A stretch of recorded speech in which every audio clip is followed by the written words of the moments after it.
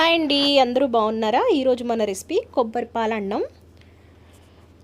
ముందుగా కొబ్బరి ముక్కల్ని చిన్న చిన్న ముక్కలుగా చేసుకొని మిక్సీ పట్టుకొని బ్లెండ్ చేసుకున్న తర్వాత ఈ విధంగా అయితే మనం పాలు తీసుకొని రెడీగా పెట్టుకోవాలండి. ఒక కుక్కర్ పెట్టుకొని ఆయిల్ వేసుకొని మసాలా దినుసులన్నీ వేసుకొని ఆనియన్ పచ్చిమిరకాయ వేసుకొని మగ్గనివ్వాలండి. మగ్గిన తర్వాత జీడిపప్పు అల్లం వెల్లుల్లి పేస్ట్ లైట్గా వేసుకోండి.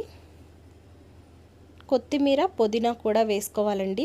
వేసుకొని మగ్గిన తర్వాత ఇందులో ఇంకా ఏ మసాలాలు యాడ్ చేయకండి. ఇది ఇలా చేసుకుంటేనే ఫ్లేవర్ బాగుంటుంది. నేనైతే ఇక్కడ 1 గ్లాస్ రైస్కి 2.5 గ్లాసుల కొబ్బరి పాలు తీసుకున్నానండి. టేస్ట్ బాగుంటుందండి, కరెక్ట్ క్వాంటిటీ వస్తుంది.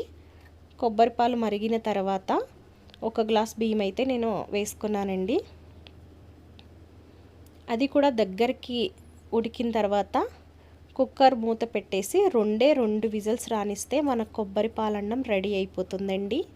అంతే, సింపుల్గా చేసుకోవచ్చండి. ఈ రెసిపీ మీకు నచ్చినట్లయితే నా ఛానల్ని సబ్స్క్రైబ్ చేసుకోండి.